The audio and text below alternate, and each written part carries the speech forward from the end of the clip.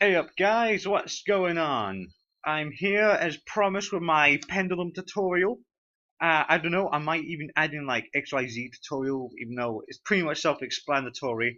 But some cards, you start to think, should I add this or not? Uh, but anyway, that's beside the point. The main focus today is these mighty pendulum cards. People say they're OP as fuck, but they're not really as OP as everyone makes them out to be. Sure, they can be, but I'll go over why later. But for now, this is a tutorial of how to actually use these guys. Okay, first off, you notice this little thing right here, the 8 next to the rare red and blue crystals. That if you pretty much what it means, you can put a pendulum card in your pendulum zone, which is usually on either side of the field in the duel. And let's say for example you got a pendulum scale of 8. That's what they're called, scales, right? Pendulum scale of 8, and let's see who else. And a pendulum scale of 1. Any of these guys, if you have in your hand or on your extra deck, which I'll go over in a minute why they go there, you can actually pendulum summon them all from your hand or as much as you want, but you can only pendulum summon once per turn. So, say for example, you pendulum summoned maybe an Odd Eyes and a Wisdom Eye and a Oversight Magician. If you pendulum summon those three before attacking, and when you attack and you get hit by Mirror Force, you cannot pendulum summon them again until your next turn. That's one of the bad things about pendulum summonings. It's a huge risk. Not to mention, your opponent might have Bottomless Trap Hole, which can actually banish all of the monsters. Because look, monsters with 1,500 attack, which is pretty much what you're going to be using most of the time, anyways. Because like 1,800, 2,500 attack. They're safe though, since they only have 900 attack, and they're actually pretty good for some. Wait, 1, 2, 3, 4, 5, 6. Yeah, that's right. Yeah, for any like rank 7 XYZ summons. But that's also a risk. Again, I'll go over that in a minute. But anyways, if in other ways, if any pendulum monster would be destroyed and sent from the field to the graveyard, it has to be from the field, not the hand or anything. It has to be from the field to the graveyard. But instead of going to the graveyard, they go face up in your extra deck. And here's the part everyone hates about them: you can pendulum summon any face up pendulum monsters in your extra deck, which is really OP. I do get it, but you can easily just shut down any pendulum deck with the right kind of cards. Actually, I'm thinking I should actually add a few mystical space typhoons. Jesus Christ! Oh wait, no, I use Dragon Pit for back row. What am I saying? I love his effect. Once per turn, you have Magician card in your upper pendulum zone. You can discard one pendulum monster and target one spell trap on the field and destroy it. I love that card so much. And it's got a little scale of 8. I fucking love Dragon Pit. Now, anyways, this is the biggest downside to pendulum cards. While if they're in the pendulum zone, they're counted as spells. Okay, spells. They're not monsters, they're spells while they're in the pendulum zones. Anywhere else, they're monsters. Just remember that. And let's see, what else is there to talk about pendulums? Oh right, yeah. They usually have two effects. The top effect is usually their pendulum effect. Like if you have Joker in your pen zone, you cannot pendulum summon monsters except Performer Power, Magician pendulum monsters, and Odd Eyes monsters. And the effect cannot be negated. I quite like that. That's actually very useful in Cleforce also. But it also has a bottom effect if you summon it in attack mode, not in a like if you summon it in attack mode or something like that. Its form effect activates if it's not in the pen zone. So you gotta notice that.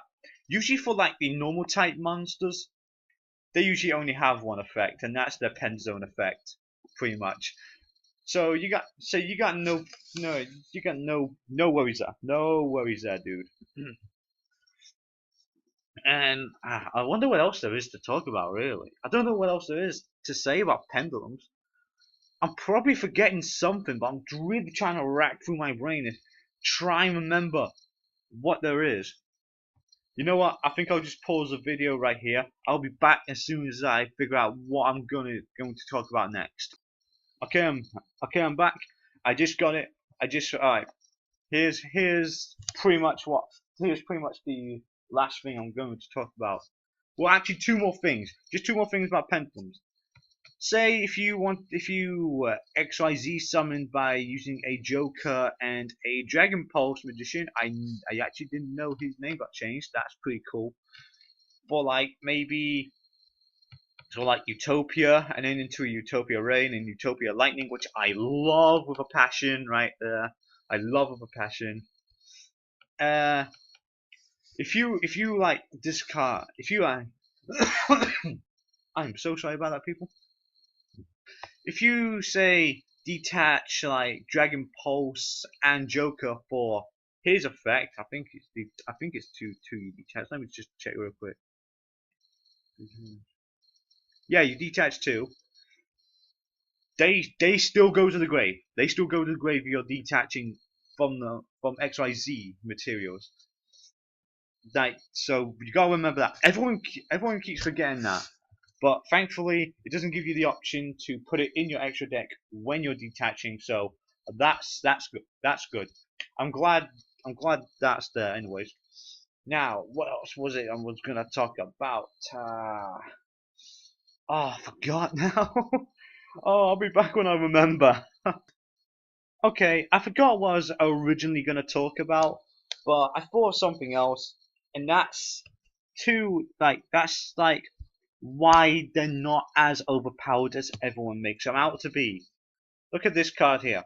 Both players must set spell cards before activating them and cannot activate them until the next turn. That means you cannot put any pendulum monsters in your pendulum zone. Any at all, since they're spells when you go to put them in the pendulum zones, they're still counting as spells. So so anti-spell fragrance will lock down any pendulum deck.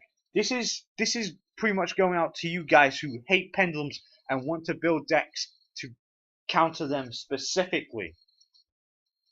Another one would be like I know there's a field spell for like spellcasters, but if you're going up against pendulum magicians, the field spell's not going to work because most of them are spellcasters, which is such a shame, but good for me since I actually love Pendulum Magicians just because of these cards right here: Odd Eyes Vortex Dragon and Red Eyes Flare Metal Dragon. I especially love Red Eyes Flare. And I even sometimes end up using Odd Eyes Rebellion. This card's actually kind of confusing me. I'm still trying to get the hang of Odd Eyes Rebellion. I'm still not used to actually using this thing. Like it's an XYZ and a pendulum at the same time. It's pretty crazy. But two level 7 dragon type monsters, if you can pendulum summon level 7, which you usually can if you have like something like Joker. Wait, he counts as all those, right? Yeah. If you have like Joker and Dragon Pulse, I personally love getting Dragon Pit and Dragon Pulse because Dragon Pulse pretty much does the same as yeah, Dragon Pulse does the same as Dragon Pit, but if you but it just destroys a face-up monster. So that's very good for getting rid of annoying cards like Marshmallows, Spirit Reapers, you name it. Very good for getting rid of that. It's like the dream team, and this card right here always gets you what you want. I'll let you read through it yourself. I'll just scroll down slowly, and there you go. You should have read that. Pile of Riches is another good card. If you've actually got any Pendulum monsters in your graveyard, you can actually shuffle 3 Pendulum monsters into your deck from the graveyard, and or or face up from your extra deck actually. But I always just wait until they're in the graveyard, and then you draw 2 cards. I love it. It's kind of like a second Pot of Greed, except you benefit even more if you use a Pendulum deck. I love it. I highly recommend Pot of Riches. And Pendulum back if you want. If there's like certain monsters that you like it's pretty much the same use as Pot of Riches, but you get them instantly back into your hand, ready to use. So that's always good. Of course, it has to be the level between. Oh, that's what I was going to talk about. The scales 8 and 1. You cannot pendulum summon level 1 or level 8. Just because it says 1 and 8 on the scales. It has to be in between. In between the scales, people. Remember that. Alright. Now we got that sorted out. Anything that destroys back row, like my Boojins, MSTs, Twin Twisters, anything that destroys spells and traps, you can pretty much destroy any Pendulum monster deck. Assuming you can actually survive. If you can survive their constant Pendulum summoning and actually be able to destroy their Pendulum Zone monsters, they're in trouble. And you got an advantage.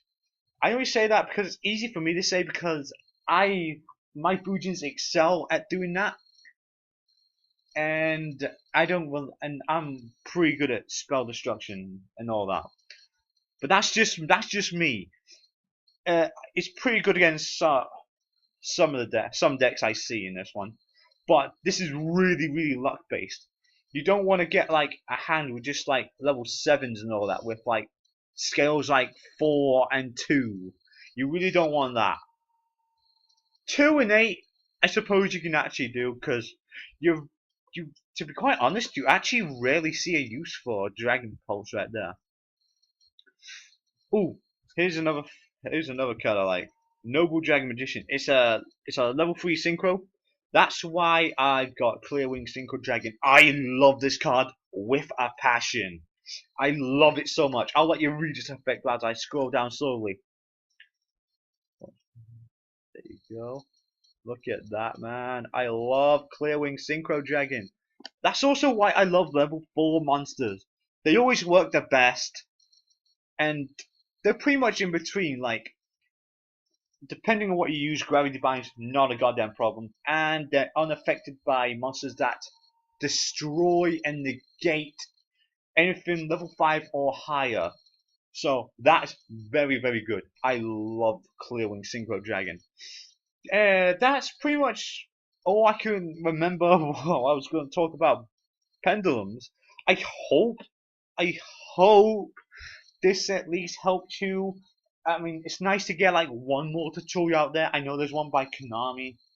They do a brilliant tutorial on pendulums, but I like to like get the word out more. You can see in my own way, like maybe adding a few tips and tricks in there.